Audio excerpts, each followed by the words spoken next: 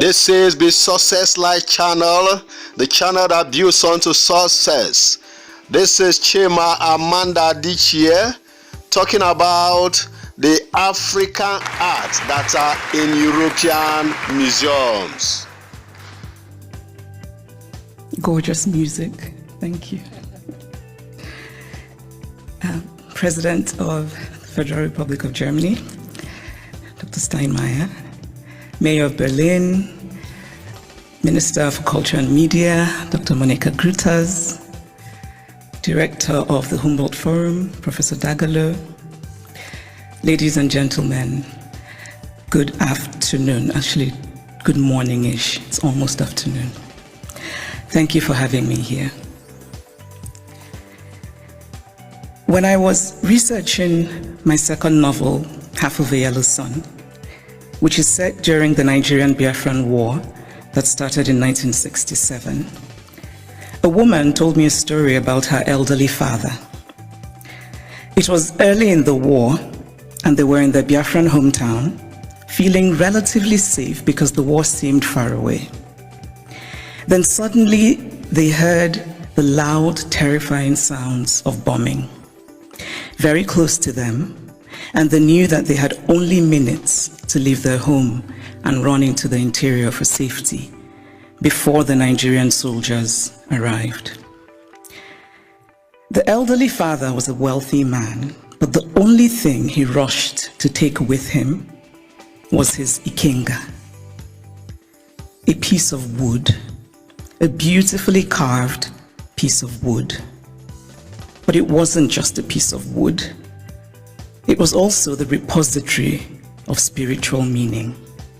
The ikenga represented his chi, his personal spirit, as well as his ancestors, his guardian angels. I was struck by this story. This man, facing the possibility of never seeing his home again, chose the thing that mattered most to him. Of course, he cared about his material possessions, but he believed that those could eventually be replaced, while his ikenga was irreplaceable. There are ikengas in various museums all over the world today, and it is easy to forget as we stare and admire them behind cold and clinical glass barriers that these are objects that are religious, spiritual, sacred. Art lives in history, and history lives in art. Much of what we call African art are also documents that tell stories. Some are literal in their storytelling, like the beautifully ornate Benin stool that was sent to the Oba of Benin by his people when he was exiled by the British, and which he looked at and immediately could deduce from the carvings the state of his British plundered land. Other sculptures and carvings are more metaphorical. They speak to the dignity of a people, to their worldview, to their aspirations. Some of the early Christian missionaries across the African continent were very keen on destroying African art. Carved African deities, which they told the Africans were just magic. I cannot help but wryly wonder what could be more magical than the story of a man who dies and then magically rises again, a man who also manages to magically give his body as bread. And I say this, by the way, as a newly returned Roman Catholic. The point is that belief systems vary, and as long as they feed the spiritual needs of a people, they're valid. We cannot be dismissive of a belief system merely because it is unfamiliar to us, just as we cannot be dismissive of a history because we are uncomfortable with it. So I'd like to tell a small story about a Nigerian woman who's married to a Belgian and has lived in Belgium for many years. She said once that she was shocked that her son, while being taught Belgian history, was taught nothing about Congo. They teach my son in school that he must help the poor Africans, she said. but they don't teach him about what Belgium did in Congo. Now, if Hassan does not learn that the modern Congo state began 100 years ago as the personal property of a brutal Belgian king who was desperate to get wealthy from ivory and rubber, if Hassan does not learn that the hands of Congolese people were chopped off with rusty axes for not producing enough resources to meet a task because we collectively acknowledge that it is so. It is not that Europe has denied its colonial history. That would be too crude. It is instead that Europe has developed a way of telling the story of its colonial history that ultimately seeks to erase that history. The former French Prime Minister, Nicolas Sarkozy, gave a now infamous speech in Senegal, in which he said, "I have not come to deny mistakes or crimes. Mistakes were made and crimes committed. But no one can ask of the generations of today to expiate this crime perpetrated by past generations." This is central to the story that Europe tells itself about its colonial history. It is a story that basically says, yes, colonialism happened, but. And whatever comes after the but is the focus of the story. What the focus on the but does is that it absolves. It frees Europe of responsibility, of a significant and traceable connection to the African present, and it allows Europe the glow of charity. But the truth is that the past does not merely tell us what happened yesterday, it also illuminates what happens today. If we acknowledge that present-day Europe is shaped by the Renaissance of 600 years ago, by the Enlightenment of 300 years ago, then surely we cannot say that what happened merely 100 years ago in Africa no longer matters. It matters. We are gathered today in this reconstructed palace, a beautiful place, but also a place that represents Germany's nostalgia for imperial times. When Kaiser William II lived here, German troops were killing children, women, and men in Southwest Africa. This building says that German history matters, even in a romanticized form. The history of Africa and Asia and Latin America must matter as well. We cannot pick and choose which histories and which points of view still matter, because to do this would be an ugly exercise of brute power. And speaking of power, here's a headline I just read in a German publication. The headline says, "Where do Africa's treasures belong?" Now imagine this headline differently. Imagine if it said, "Where do Germany's treasures belong?" It would be a redundant question, because of course, Germany's treasures belong in Germany. But the question would never even be asked because there would be no circumstance in which it would be, because of power. And so it seems to me that what we are fundamentally grappling with in this space, in all of these questions about the Humboldt Forum, is power. Unequal power, how we navigate unequal power relations. And there's always been to me something shabby about unequal power relations. The victory feels colorless, almost unearned. So I spoke of Belgium and its colonial history, but what of Germany and its colonial history? Do school children here learn about Namibia, what was called the German Southwest Africa? Do school children know that 100,000 Herero people were murdered by the Germans? Do they know of the wells that were poisoned? Do they know of the women used as sex slaves and others as slaves in German camps? Do they know of the Nama people killed and of the Maji Maji revolt in German East Africa? And why should they know? Because to tell only one part of a story is essentially to lie. A story is true only when it is complete.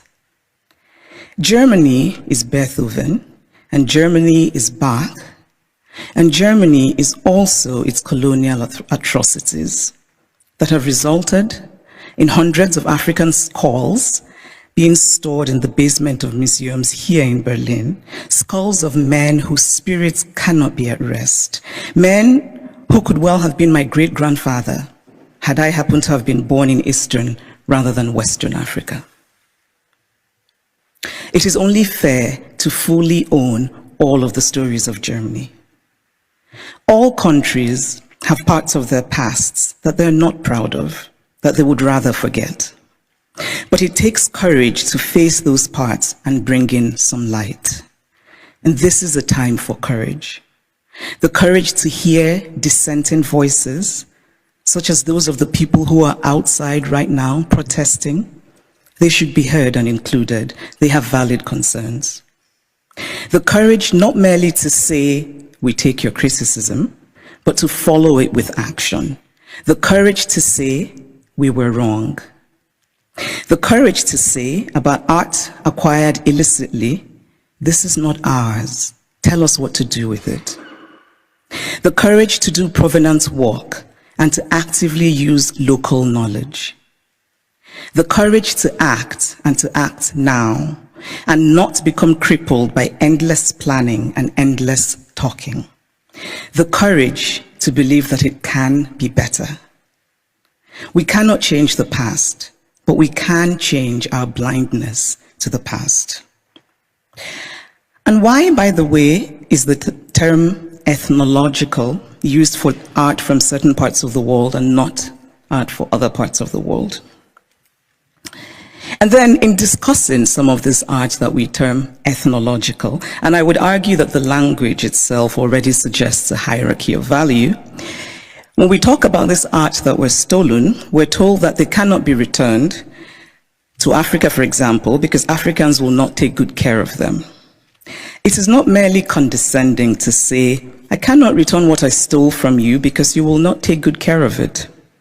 It is also lacking in basic logic. Since when has the basis of ownership been taking good care of what is owned? This position is paternalistic arrogance of the most stunning sort.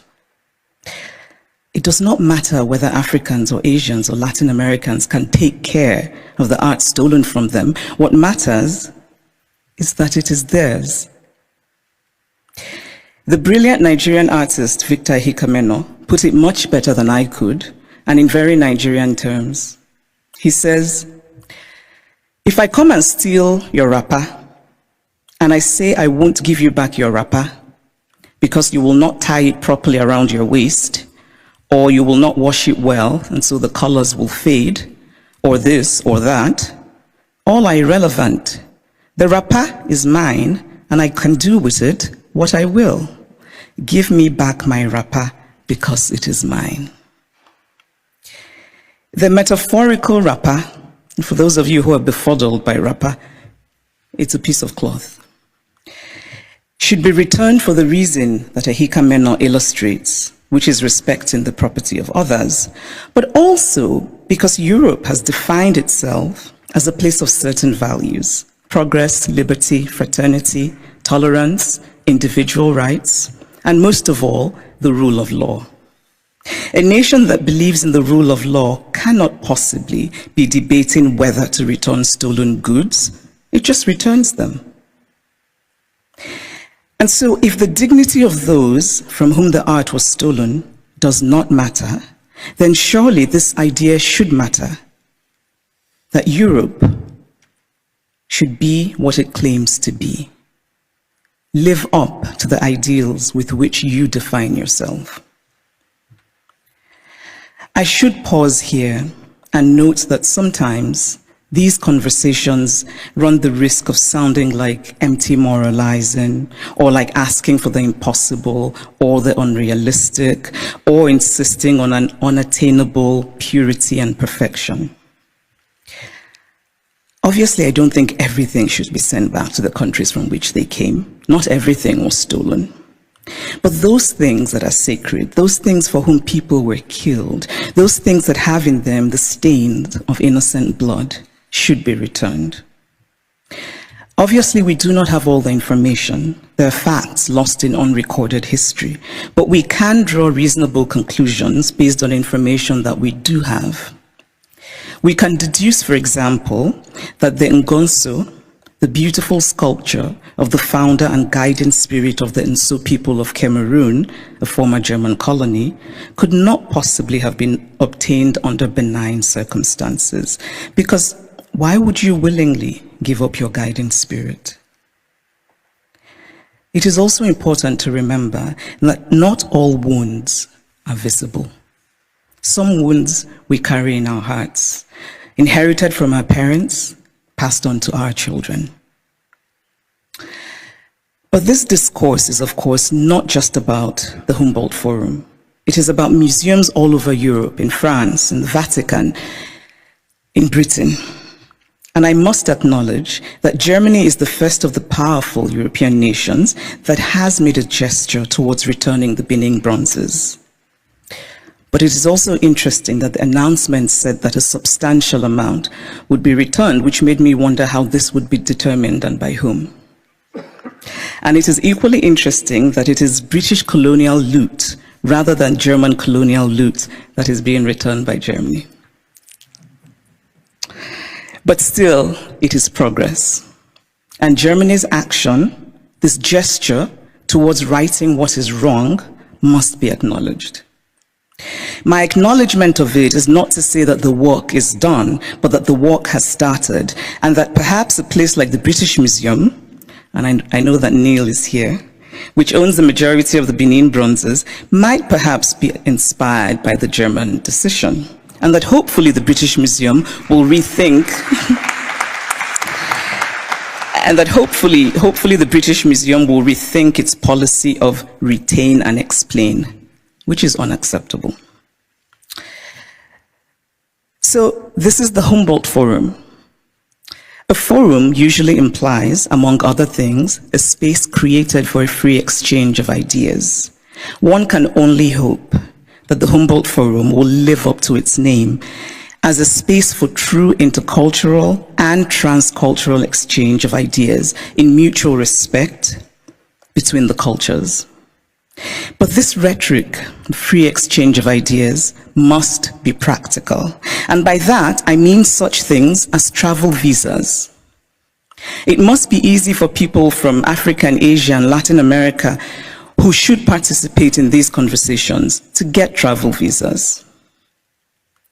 The Humboldt Forum was conceived as a place to tell the universal story of the human race from multiple perspectives. This is a commendable idea, but it is incomplete. Because again, we must confront the issue of power. Who tells the story? Who is the teller and who is told about? Who decided that African art should be labeled ethnological? Who has the right to exhibit the other?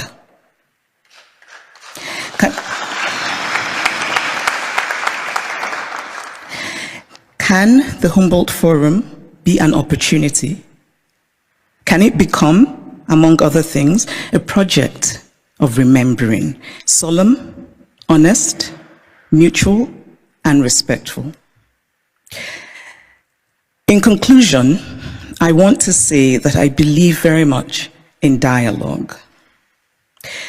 And I really believe that we can recreate the world by acting more courageously. To act with courage is to have concrete hope in a better future. We carve out a small space of the world, we shape and we reshape it, and in that way, small slice by small slice, we walk slowly, yes, but we walk on the path to real progress. Courage and hope are intertwined. Courage is an act of hope, and hope is born of courage. Acts of courage create hope, and there is nothing more essential to the human spirit than hope. So here's to courage. Thank you.